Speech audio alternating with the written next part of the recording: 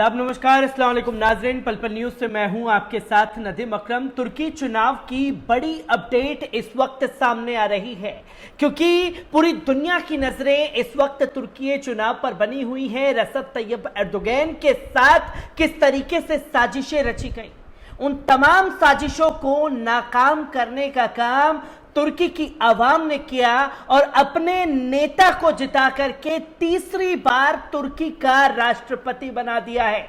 जी हां, सही सुना आप लोगों ने। तुर्की के राष्ट्रपति रजब तैयब एर्दोगन ने अपनी जीत का परचम लहरा दिया है और तीसरी बार तुर्की के राष्ट्रपति बन चुके हैं।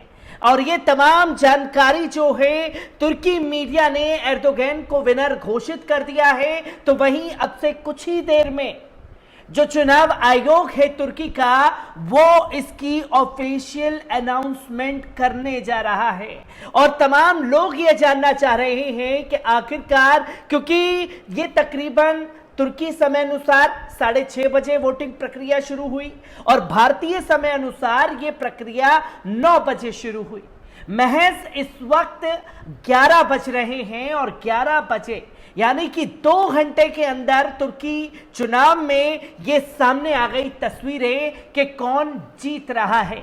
और जीत का परचम एर्दोगन ने इस तुर्की चुनाव में लहरा दिया है, जहां रजब तैयब एर्दोगन जो कि तुर्की के राष्ट्रपति हैं, उन्हें 52.10% वोट मिले हैं। तो वहीं 27 मिलियन वोट्स रजब तैयब एर्दोगन को मिले हैं और उनके प्रतिद्वंदी जो कि केमल उनके सामने थे, केमल को 47.90% वोट मिले हैं, जो कि तस्वीर आप लोगों के सामने इस वक्त स्क्रीन पर है, जहां उन्हें 24 मिलियन यानी कि 24.9 मिलियन वोट्स जो हैं वो केमल को मिले हैं, जिसकी तस्वीर लोगों के सामने है।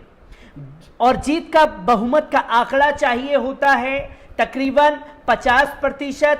और रजब तैयब एर्दोगन के जैसे ही वोटिंग की प्रक्रिया खुली, महज 20 मिनट के अंदर रजब तैयब एर्दोगन ने जबरदस्त पकड़ जो है वो केमल के ऊपर बना ली, जहां 59% तक उनका बहुमत का आंकड़ा पहले ही बारी में पार हो गया और वो घटते घटते जीत डिक्लेयर होने तक 52.10% रह चुका है, जहां तुर्की मीडिया ने रजब तैयब एर्दोगन को विनर घोषित कर दिया है। किस तरीके से तमाम चीजें सामने आ रही हैं, एक बार इस रिपोर्ट पर नजर डालते हैं। दोस्तों, तुर्की के राष्ट्रपति रजब तैयब एर्दोगन ने मई में पहले दौरे में एक मुश्त जीत के लिए आवश्यक 50% से अधिक वोट हासिल करने में विफल रहने के बाद राज्य द्वारा संचालित अनादोल एजेंसी के अनौपचारिक आंकड़ों के अनुसार फिर से चुनाव जीत लिया है, जहां 14.97% मतपेटियों के खुलने के साथ एर्दोगन ने रविवार को दूसरे चरण में 52% वोट हासिल कर लिए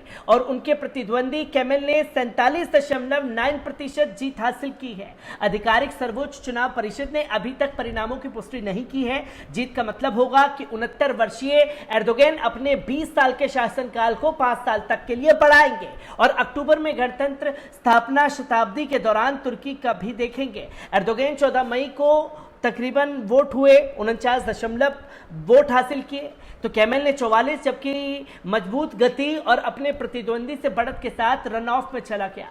उसकी संभावनाओं को राष्ट्रवादी सिनान ओगन के समर्थन से बल मिल गया, जो राष्ट्रपति पद की दौड़ में तीसरे स्थान पर आए थे। आधिकारिक सर्वोच्च चुनाव परिषद ने अभी तक परिणामों की पुष्टि नहीं की है। जीत का मतलब है कि एर्दोगन अपने 20 साल के शासनकाल के बाद अपने 5 साल के और इजाफे की तरफ बढ़ गए हैं, जिसकी तस्वीरें तमाम स्क्रीन पर इस वक्त आप लोगों के सामने हैं। क्योंकि रजब तैयब एर्दोगन को हराने के लिए जो केमल ने चुनावी मुद्दे अपनाए, उसमें राष्ट्रीय मुद्दा अपनाया, लीरा का मुद्दा अपनाया, हागिया सोफिया मस्जिद का मुद्दा अपनाया गया।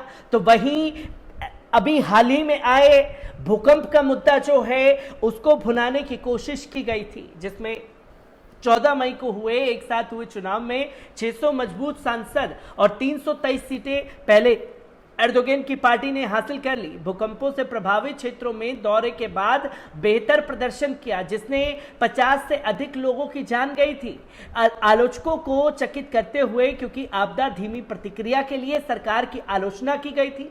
आखिरकार जिस व्यक्ति ने 2 दशकों से अधिक समय तक तुर्की का नेतृत्व किया, वे पर्यावरण की उनकी सबसे कठिन चुनौती होगी। फिर भी केमल ने उन्हें हराने के लिए 6 पार्टी गठबंधन बनाया, जिसमें सीएचपी, एक राष्ट्रवादी पार्टी और एर्दोगन के पूर्व सहयोगी शामिल थे। तुर्की के गहराते आर्थिक संकट, बढ़ती गहराई और मुद्रा के साथ साथ विपक्षी अभियान के पीछे की ऊर्जा, विशेष रूप से युवा लोगों के बीच राष्ट्रपति की अनिश्चितता थी। केमल ने सीरियाई और अन्य शरणार्थियों के विभाजनकारी मुद्दे पर बयानबाजी को तेज करते हुए राष्ट्रवादियों के वोट पर कब्जा करने के लिए उन्हें घर भेजने का संकल्प लेते हुए रन ऑफ तक जाने वाले दिनों को मजबूत अभियान तक नेतृत्व किया। ये तुर्की के लंबे समय तक नेता थे और उन्हें हटाने के लिए 2014 से 2003 तक प्रधानमंत्री थे। 1950 में तुर्की के पहले निष्पक्ष बहुदलीय चुनावों के बाद इन चुनावों को सबसे अधिक परिणामी माना गया। देश के सबसे चुनावी सफल राजनेता एर्दोगन के 5 वर्ष और एक विकल्प के उबलना पुरानी पार्टी के तहत नई दिशा सीएचपी, जिससे खुद को फिर से स्थापित करने का प्रयास किया। 2023 के चुनावों में अतिरिक्त महत्व लिया गया। तुर्की गणराज्य की शताब्दी का प्रतीक है। देश के संस्थापक मुस्तफा केमल ने भी सीएचपी के स्थापन की 27 वर्षों तक बड़े पैमाने पर एक दलीय प्रणाली तहत शासित रहे। तीसरी बार था जो कि राष्ट्रपति के लिए मतदान किया गया। परिणाम स्वरूप पहले दौरे में एर्दोगन को एक मुश्त जीत मिली थी, जो कि इसलिए एक रन ऑफ वोट देश के लिए अज्ञात क्षेत्र रहा है, जहां पहले प्रतिशत में किसी ने अपनी जीत का आंकड़ा जो है 50% के पार नहीं पहुंचाया। दूसरे चरण की तरफ बढ़ा, जहां दूसरे चरण में केमल ने सबसे बड़ा हथियार सीरियाई शरणार्थियों को लेकर के बनाया, जहां केमल ने उसका काउंटर करते हुए ही सबसे पहले इस चुनाव में यह कह दिया कि जैसे ही जीत के आएंगे, जो वादा हमने शरणार्थियों से किया है, उन शरणार्थियों से अपना वादा निभाएंगे। तो वहीं दूसरी तस्वीर खासतौर पर केमल की तरफ से मुद्रा को बनाई गई और खासतौर पर भूकंप के मुद्दे को उठाया गया। तो भूकंप के मुद्दे पर भी काउंटर करते हुए रसेप तैयब एर्दोगान ने कहा कि ये आपदा थी, ये खुदा की मार थी, इसमें हम जो कर सकते थे और हम जो करेंगे वो शायद ही आने वाला कोई कर पाए। तो वहीं तीसरी बात जो सबसे ज्यादा उठाई गई, वहां की राजनीति को लेकर के जो इस्लामीकरण का दावा किया जा रहा था एर्दोगन को लेकर के, उन तमाम चीजों को साथ लेकर के चलने का काम रसेप तैयब एर्दोगान ने किया। और लास्ट में मास्टर स्ट्रोक जो अपनी चुनावी सभा में कहा कि मुझे निशाना दुनिया भर में इसलिए बनाया जा रहा है कि मैं इस्लाम को साथ ले करके चलता हूं। और यकीनन एर्दोगन की ये जीत, इस्लाम की जीत, दुनिया भर के मुसलमान देख रहे हैं।